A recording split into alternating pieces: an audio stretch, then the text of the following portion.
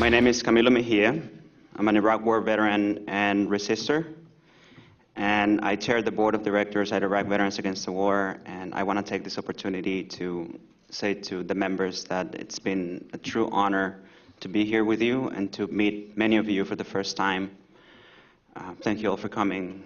Thanks everyone for being here. This has been an immense success. We could not be happier than we are. I would like to start my remarks by saying that if you are a Vietnam veteran, a member of VVAW, and especially if you attended the first Winter Soldier investigation, please stand.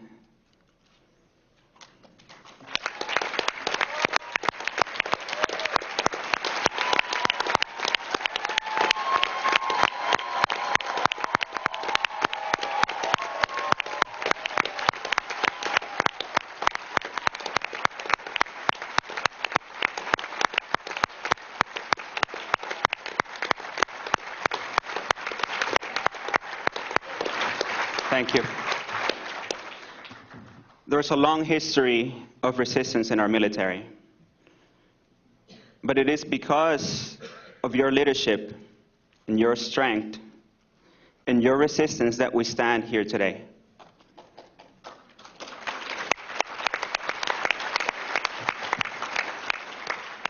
Without your example, we would be pushing forward through darkness. It is with the torch that you passed on to us that we lead the way against an endless, illegitimate occupation that is tearing apart our military and our country. Today is the last day of Winter Soldier Iraq and Afghanistan. But today also marks the birth of a new generation of Winter Soldiers. George Orwell once wrote, "In times of universal deceit, telling the truth becomes an act of rebellion."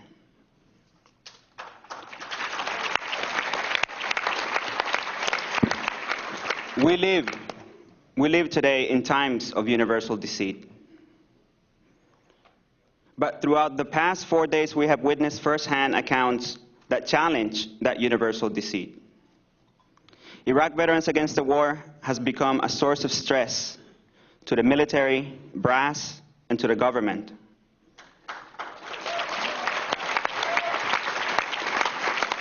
We have members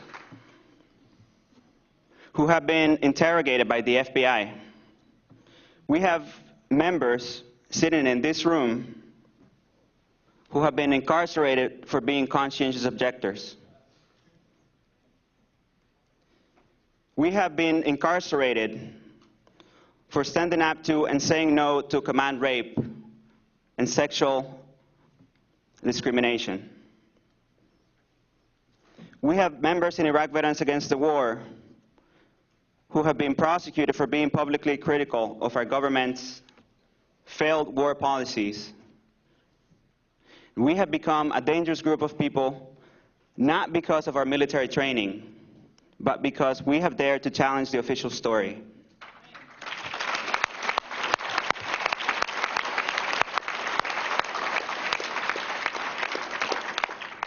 Because as members of the military, we have dared to share our experiences. Because we have dared to think for ourselves. Because we have dared to analyze and be critical. Because we have dared to follow our conscience. Because we have dared to go beyond patriotism to embrace humanity.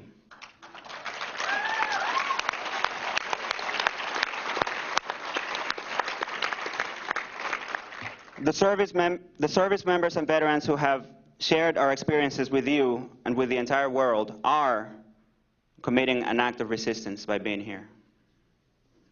We resist the notion of free speech and democracy when the voices of those who have been the most affected by the occupations of Iraq and Afghanistan are being silenced by the government and by the corporate media.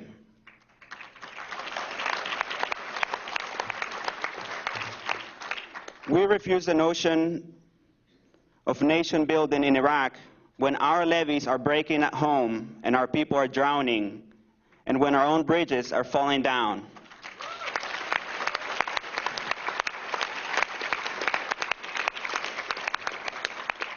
We resist and reject the official government rhetoric of support our troops when we have a whole new military generation returning home to no care for post-traumatic stress disorder, to homelessness, to disturbingly high levels of suicide, homicide, and domestic violence. We have heard heartbreaking testimony. We who have been there have seen the horror in the eyes of children whose doors we kick down at 3 in the morning. We have learned that to treat other people with humanity, we have to treat our own people with humanity. We could not win the hearts and minds of any country until we win the hearts and minds of our own people, until we eradicate homophobia within our ranks, until we treat our own people as equals regardless of their gender or the color of their skin.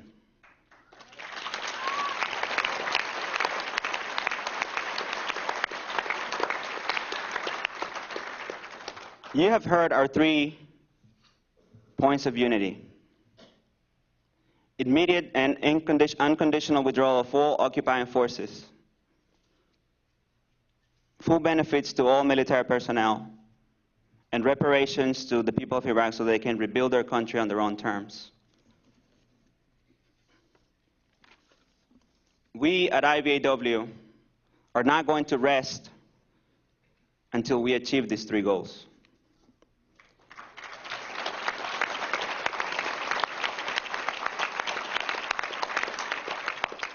As IVAW's longtime friend and advisor Stan Goff once said, we are still soldiers. We're just not their soldiers anymore. We are your new winter soldiers. Thank you.